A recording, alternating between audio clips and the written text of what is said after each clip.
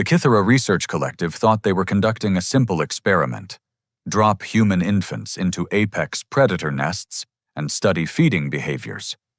What they got instead was the galaxy's most uncomfortable truth.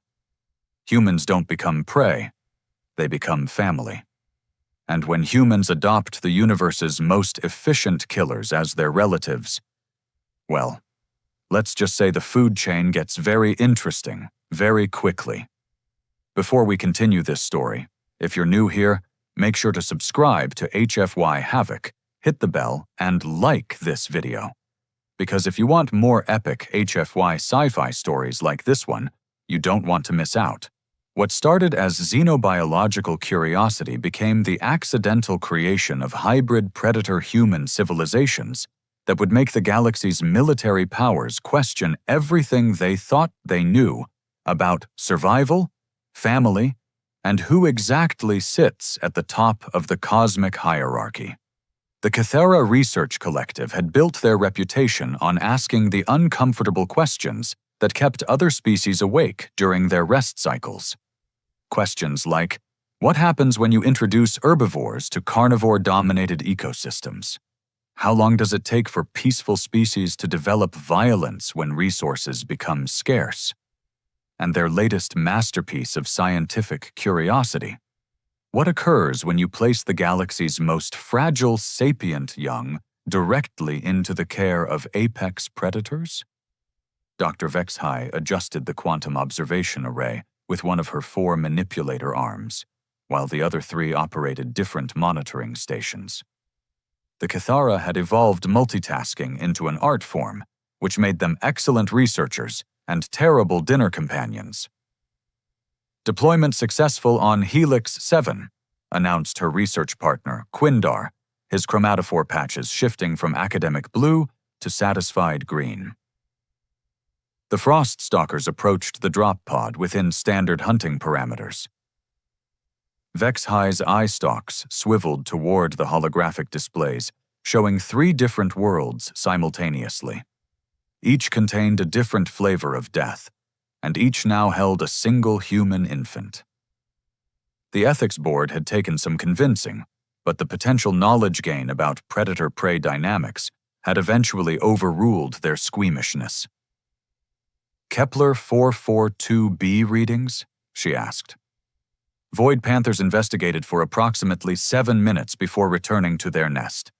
The human specimen remains intact. Quindar's patches flickered with confusion.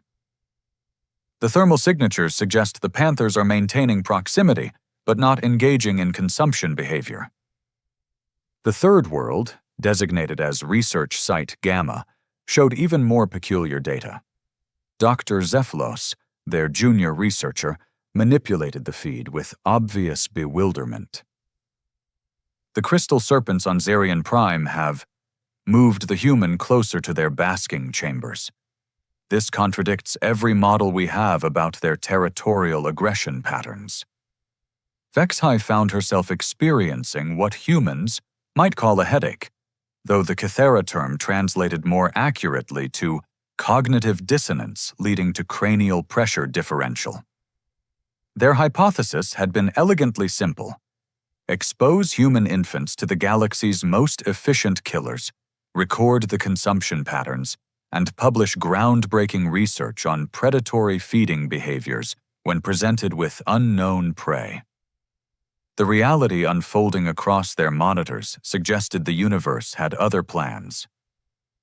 Perhaps we're observing delayed feeding responses, Quindar offered, though his chromatic display betrayed his uncertainty.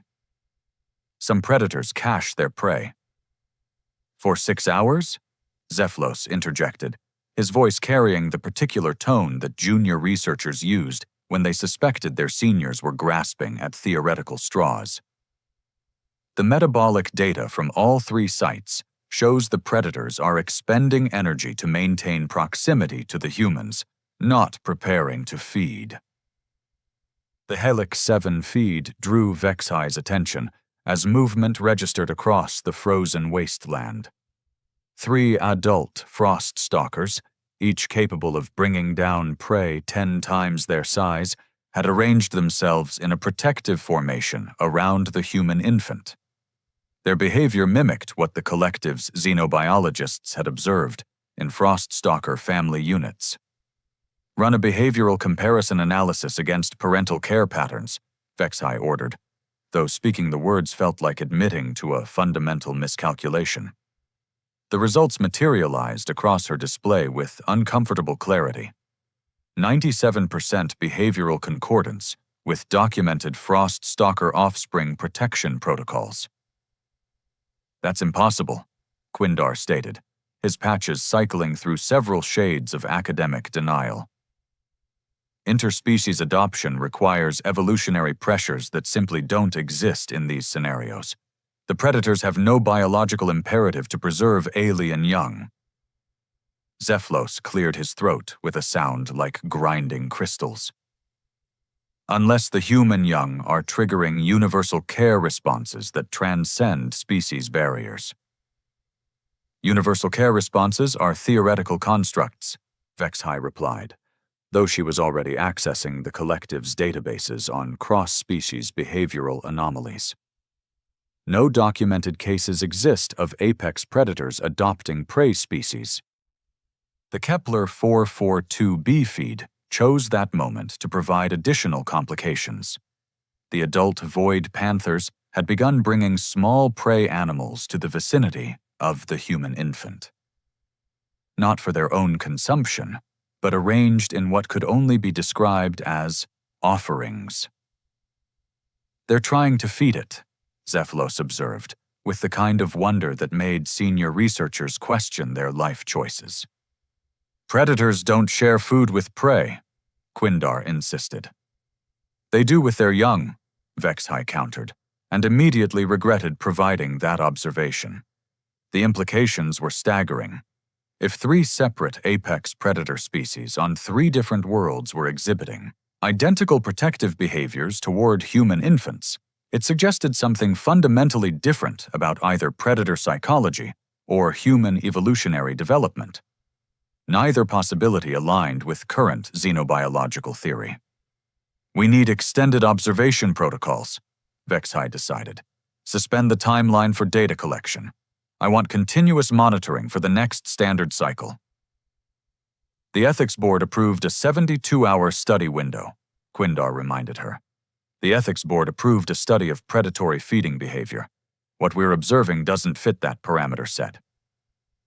Vexhai's manipulator arms moved across her control surfaces with increased intensity. We may have stumbled onto the first documented case of universal adoption instincts. Or, as a smaller voice in her mind suggested, they had underestimated human infants so completely that their entire experimental framework was worthless. The Xerion Prime feed provided the final unsettling detail of their first observational cycle. The crystal serpents had begun constructing what appeared to be a shelter around the human infant, using their own shed scales and carefully arranged stone formations. The behavior had no precedent in any documented serpent activity.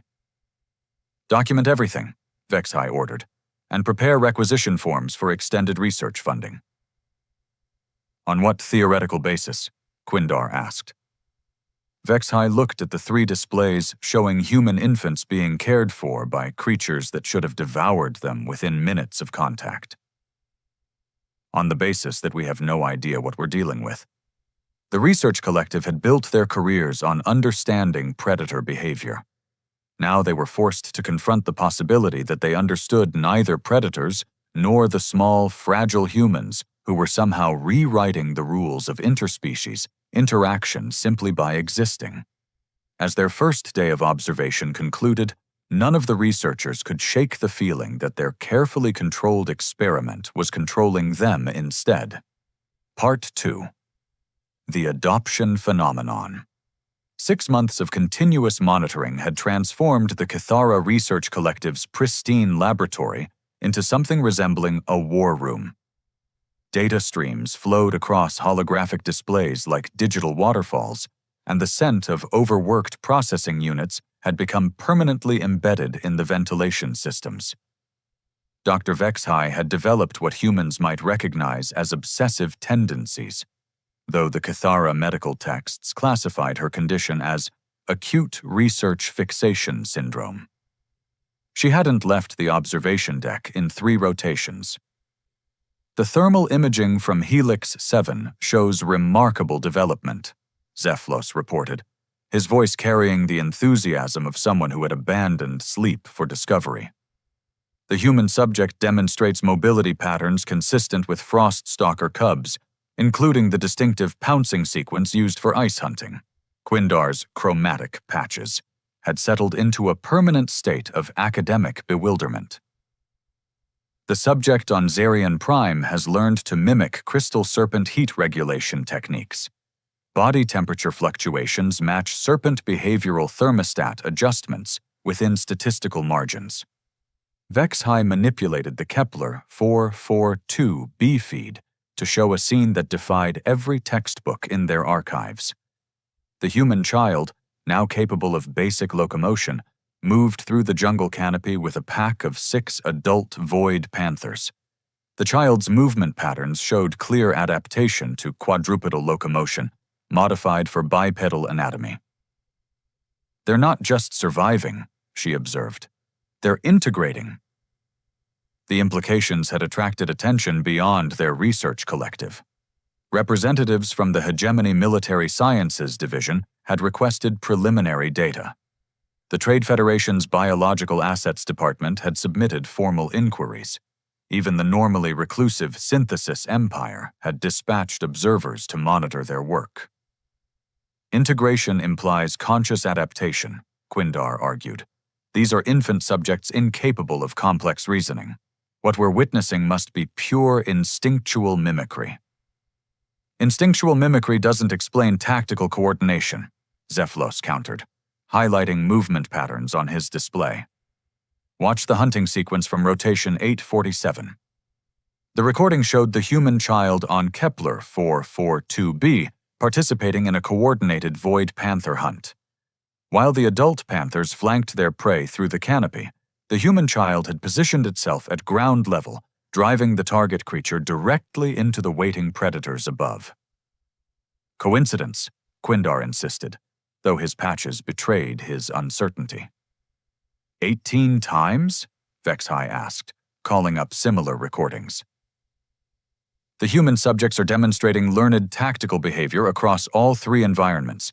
They're not just surviving within predator social structures, they're contributing to their effectiveness. The communication system chimed with an incoming priority transmission.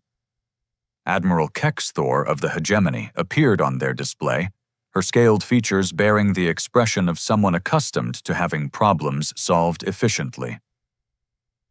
Research Collective Vexhai, your preliminary reports have reached Strategic Command. We require immediate access to your ongoing data. Admiral, our research is still in preliminary phases, Vexhai began. Your preliminary phases have produced human subjects capable of coordinating with apex predators. That represents potential military applications beyond current strategic parameters. The Admiral's tone carried the finality of someone who didn't make requests twice. After terminating the connection, Zeflos voiced what they were all considering. Military applications. They're not viewing this as xenobiological research anymore. Quindar's patches cycled through shades of concern. The Trade Federation inquiry mentioned asset evaluation, protocols. I believe we've attracted precisely the wrong kind of attention. Vexhai returned her focus to the displays showing 3 human children who had somehow convinced the galaxy's most efficient killers to become their families. The data streams showed continuous development in coordination, communication, and tactical effectiveness. Run projections for continued integration, she ordered. Model potential developments if current trends continue. The results materialized with disturbing clarity. Within 2 standard cycles, the human subjects would likely achieve full integration with their adoptive predator families. Within 5 cycles, they could potentially lead those families in coordinated activities. The models suggested pack sizes could expand beyond normal territorial limits. Pack expansion would destabilize local ecosystems, Quindar observed. Multiple predator families operating under coordinated leadership could dominate entire continental regions. Which explains the military interest, Zeflos added grimly. Imagine human tacticians directing Froststalker packs or coordinating Void Panther hunting groups. The laboratory's communication system activated with another incoming transmission. This time, the display showed Ambassador Thylon of the Trade Federation, her insectoid features arranged in what passed for diplomatic courtesy among her species. Esteemed researchers, the Federation formally requests access to your experimental subjects for evaluation purposes. Our preliminary analysis suggests significant commercial applications for human-predator coordination protocols. After ending that conversation, Vexhai found herself confronting an uncomfortable reality. Their academic research had accidentally stumbled onto something that multiple galactic powers viewed as either a weapon or a commodity. "We need to consider extraction protocols," she announced reluctantly. "Extraction?" Zeflos's voice rose with alarm. "We'd be separating successfully integrated subjects from their adoptive families. The psychological trauma alone could invalidate years of observational data. The alternative might be watching our research subjects become the foundation for interstellar conflicts," Quindar replied. Vexhai studied the feeds showing 3 human children who had found belonging among creatures that should have destroyed them. Each child demonstrated increasing sophistication in their adoptive behaviors, but also retained distinctly human characteristics that seemed to enhance rather than diminish their effectiveness. The Helix 7 subject had taught the Froststalkers to create simple tools from ice and stone. The Kepler 442b child had introduced new hunting formations that improved pack success rates by 30%. The Zerion Prime human had somehow convinced the typically solitary crystal serpents to engage in group basking, increasing their overall thermal efficiency. "They're not just adapting," Vexhai realized. "They're improving their adoptive family's effectiveness. The humans aren't becoming predators. They're making the predators better at being predators." The implications hung in the laboratory air like a toxic cloud.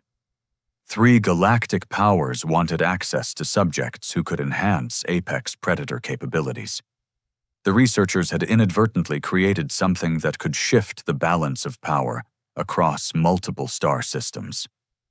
As if responding to her thoughts, all 3 displays simultaneously showed unusual activity. The predator families were moving with obvious purpose, departing their normal territorial ranges in coordinated patterns that suggested communication between the groups. "Are they migrating?" Quindar asked. Vexhai checked the astronomical data. No migration patterns scheduled for any of these species. This movement appears to be intentional coordination. The 3 research sites, separated by dozens of light years, were showing synchronized behavioral changes. Somehow, the human subjects had not only integrated with their adoptive families, they had established communication protocols across interstellar distances. "Impossible," Zeflos whispered, but the data streams didn't care about impossibility. Part 3. The Tables Turn. 2 years into what the collective's administrative files euphemistically labeled Project Symbiosis, Dr. Vexhai had learned to sleep standing up. Her laboratory now resembled a military command center more than a research facility, complete with armed guards courtesy of 3 different galactic powers who had volunteered to provide security. The transformation of their subjects had accelerated beyond every predictive model they possessed. "Colony reports from Sector 7 Alpha are concerning," announced Commander Drixnell, the hegemony's newly assigned military liaison. His species had evolved from ambush predators, which made his obvious nervousness particularly unsettling. 17 mining operations have reported coordinated attacks by what appear to be enhanced Froststalker formations. Vexhai pulled up the incident reports with one manipulator arm, while adjusting the deep space monitoring array with another. The attacks showed tactical sophistication that made her respiratory organs constrict with apprehension. Enhanced how? They're using manufactured tools, crude but effective weapons crafted from processed metals. The formations demonstrate command structure beyond instinctual pack behavior.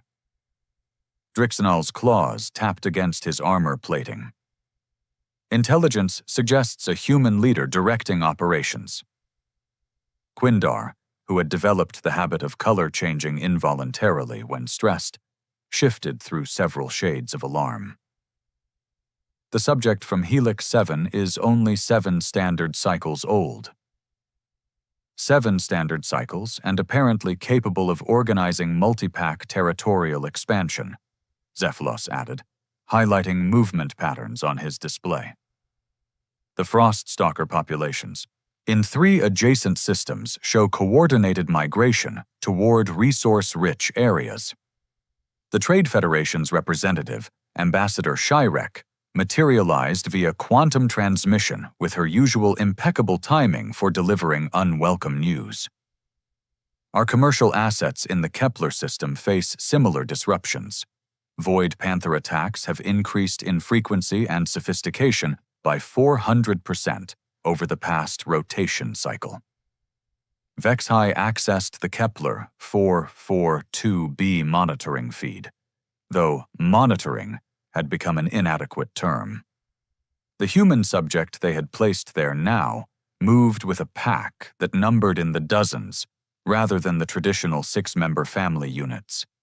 The child had somehow convinced multiple Void Panther families to coordinate their hunting territories. Territorial coordination between Void Panther packs has no precedent in xenobiological literature, she observed unnecessarily. Literature doesn't account for human tactical innovation, Commander Drixnall replied grimly.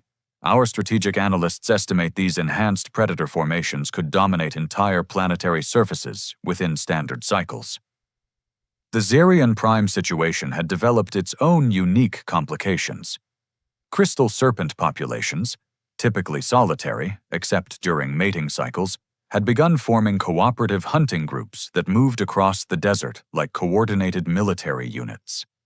The human subject appeared to have solved the species' territorial aggression problems through methods that baffled every xenobiologist in their collective. Infrastructure damage reports from Zarian Mining Consortium operations, Zephylos read from his incoming data streams. Crystal serpent groups are targeting power distribution networks with surgical precision. They're disabling facilities without destroying valuable equipment. Ambassador Shirek's compound eyes fixed on the research team with uncomfortable intensity. Surgical precision suggests intelligence gathering and strategic planning. These aren't random predator attacks. Vexhai felt the familiar sensation of cosmic forces rearranging themselves around her research project. You're suggesting the human subjects are conducting organized campaigns against colonial infrastructure. We're stating it as established fact, Commander Drixnall corrected. 3 separate star systems are reporting predator activities that demonstrate tactical intelligence, resource management, and strategic coordination. The common variable across all incidents is human leadership. The laboratory's emergency communication system activated with the distinctive harmonic sequence that indicated priority transmissions from the Synthesis Empire.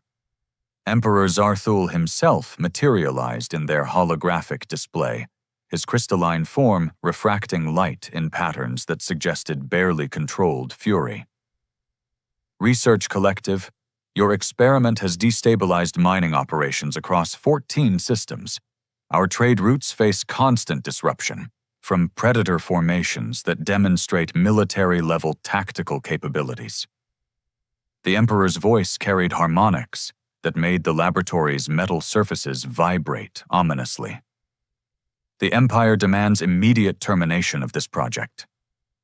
After the transmission ended, the researchers found themselves surrounded by representatives of 3 galactic powers, all demanding solutions to a problem that had evolved far beyond their original parameters. Termination protocols would require military intervention, Commander Drixnell stated. Current intelligence suggests the enhanced predator formations would view external threats as validation for increased territorial expansion. Military intervention against children and their adoptive families, Quindar observed, his patches cycling through shades that indicated moral distress. Children who have created the most effective guerrilla forces in documented galactic history, Ambassador Shirek countered. Vexhai studied the real-time feeds from all 3 research sites. The human subjects had grown into something unprecedented. Individuals who retained human cognitive flexibility while possessing intimate knowledge of apex predator behavior. They had created hybrid societies that combined human innovation with predator efficiency. Alternative assessment, she announced, causing all conversation to cease. Rather than viewing this as a containment problem, we could approach it as a recruitment opportunity. The silence that followed carried weight measurable in gravitational units. Recruitment, Emperor Zarthul's transmission resumed with dangerous undertones, implies negotiation with subjects who have demonstrated hostile actions against Imperial assets. Hostile actions motivated by territorial protection, Vexhai corrected. Standard predator behavior when faced with resource encroachment. The human subjects haven't initiated unprovoked aggression. They've responded to perceived threats against their adoptive families. Commander Drixnell's expression shifted to something approaching strategic interest. You're suggesting diplomatic contact rather than military intervention. I'm suggesting we acknowledge that our experiment succeeded beyond every parameter we established, Vexhai replied. We created human subjects capable of enhancing apex predator capabilities. The logical next step involves determining whether that enhancement serves galactic stability or threatens it. Zephylos manipulated his displays to show long-range sensor data from all 3 systems. Enhanced predator formations have established territorial boundaries that don't overlap with major population centers.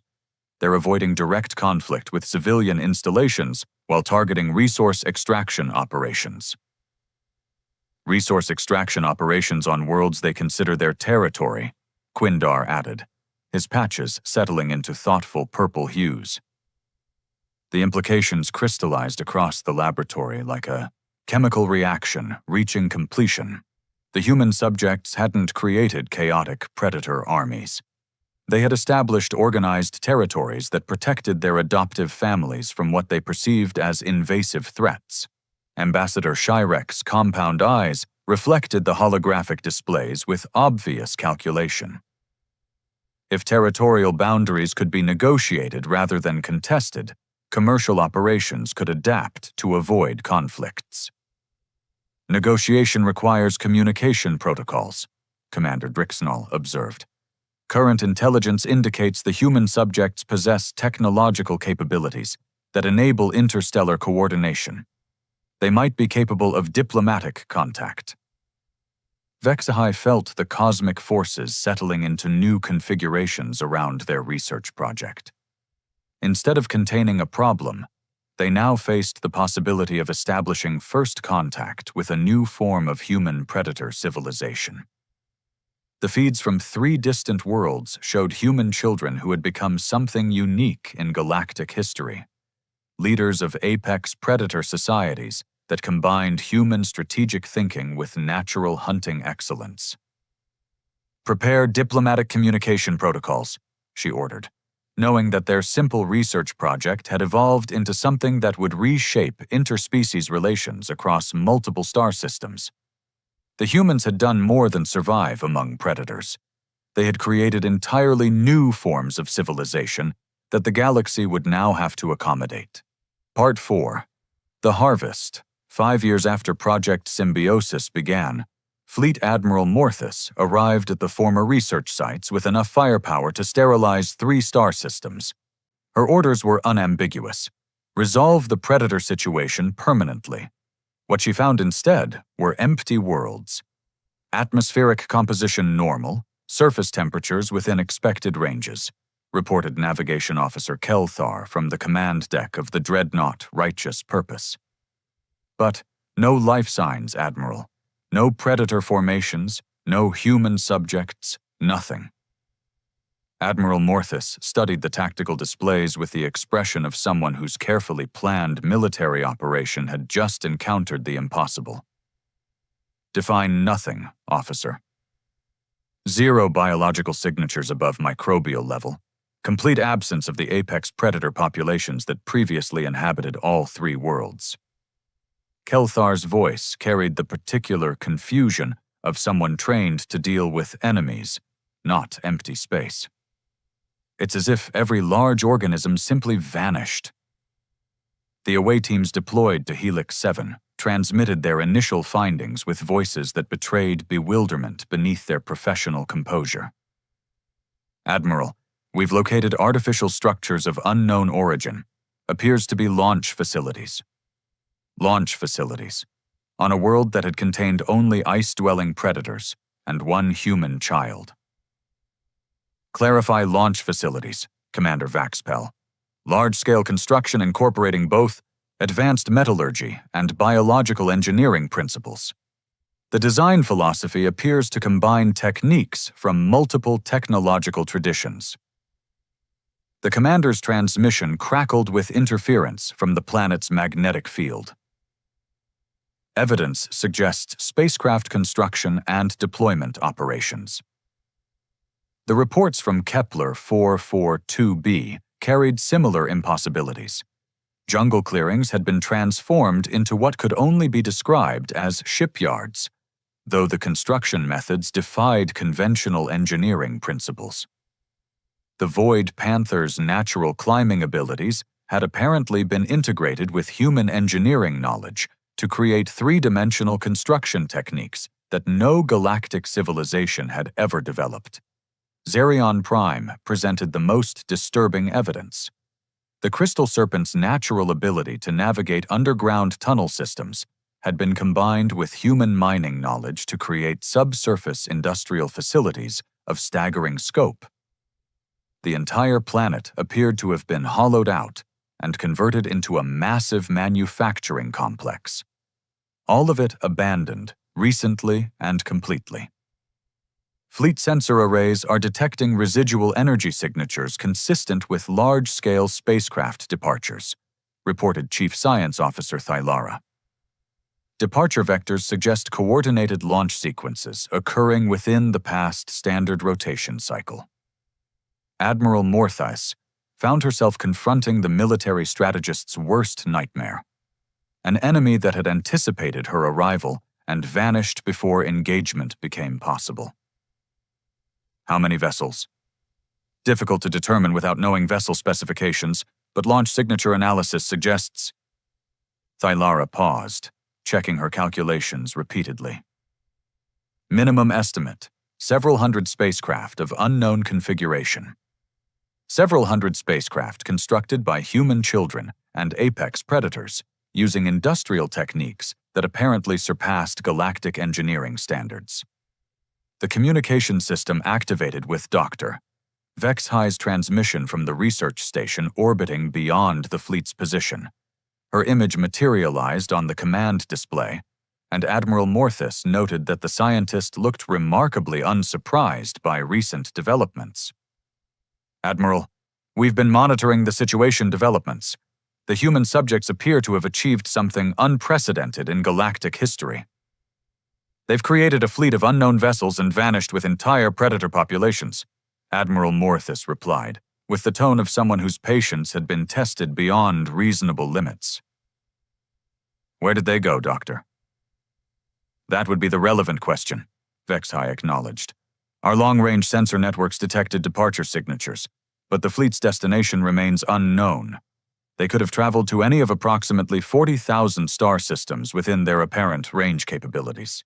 Admiral Morthis felt the familiar sensation of strategic plans crumbling beneath the weight of variables that refused to behave according to doctrine. Doctor, your experimental subjects have evolved beyond containment parameters. They now represent a potential threat to galactic stability.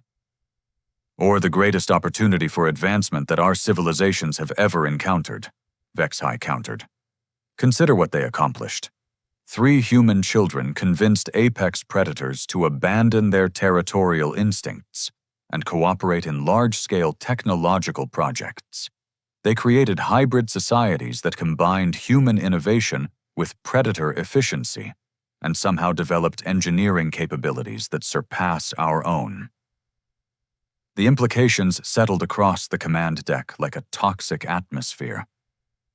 Somewhere in the galaxy, human-led predator societies possessed technological capabilities that could challenge established galactic powers. They had demonstrated the ability to coordinate across interstellar distances, construct advanced spacecraft, and accomplish industrial projects that required unprecedented cooperation between species. Strategic assessment, Admiral? Asked Commander Vaxpel via transmission from Helix 7. Admiral Morthus studied the tactical displays showing 3 empty worlds that had been transformed into abandoned shipyards. The human subjects had spent 5 years learning from apex predators while teaching them human innovation. The result was a hybrid civilization that had quietly developed capabilities beyond anything in their databases. Strategic assessment is that we've discovered the galaxy's most effective military force, and we have no idea where they are or what they intend to do with their capabilities. Dr. Vexhai's transmission continued with obvious satisfaction. The irony, Admiral, is that our original experiment was designed to study predator behavior when exposed to vulnerable prey. Instead, we discovered that humans don't become prey. They become family. And families, as any species knows, protect each other. Admiral Morthus terminated the transmission and studied the reports flowing from all 3 worlds. Evidence of advanced manufacturing, sophisticated engineering, and coordinated industrial operations conducted by species that should have been incapable of such cooperation. The Kythera Research Collective had attempted to create a simple study of predator-feeding behaviors. Instead, they had accidentally provided human children with the galaxy's most effective military training program. Froststalkers had taught them tactical coordination. Void Panthers had provided stealth and mobility expertise. Crystal Serpents had shared knowledge of underground operations and resource extraction. In exchange, the humans had given the predators something that transformed them from territorial hunters into cooperative civilization builders. The knowledge that different species could work together toward common goals. Navigation, plot search patterns for all, departure vectors, fleet coordination, alert all border systems to watch for unknown vessel configurations. Admiral Morthus settled into her command chair with the uncomfortable realization that the galaxy had just gained a new player in the power dynamics between civilizations. Search parameters, Admiral? Asked Officer Kelthar. Admiral Morthus looked at the empty worlds that had been transformed into abandoned shipyards by children and predators working together. Unknown vessel configurations, human leadership, and apex predator crews. Approach any contacts with diplomatic rather than military protocols. The galaxy had spent millennia assuming that civilization required the abandonment of predatory instincts. 3 human children had proven that assumption catastrophically wrong by creating the most advanced hybrid civilization in documented history. Somewhere among the stars, human tactical intelligence was combined with predator efficiency in a fleet of unknown capabilities. The Kythera Research Collective had meant to study how predators consumed prey. Instead, they had taught the universe that humans don't get consumed. They get adopted. And adopted humans, as the galaxy was about to discover, had a disturbing tendency to improve everything they touched, including the species that should have been their natural enemies. The hunt, as it turned out, had never been about predators finding prey. It had been about finding family. The researchers had just given the humans the most dangerous family in the galaxy, and now no one knew where they had gone or what they were building together.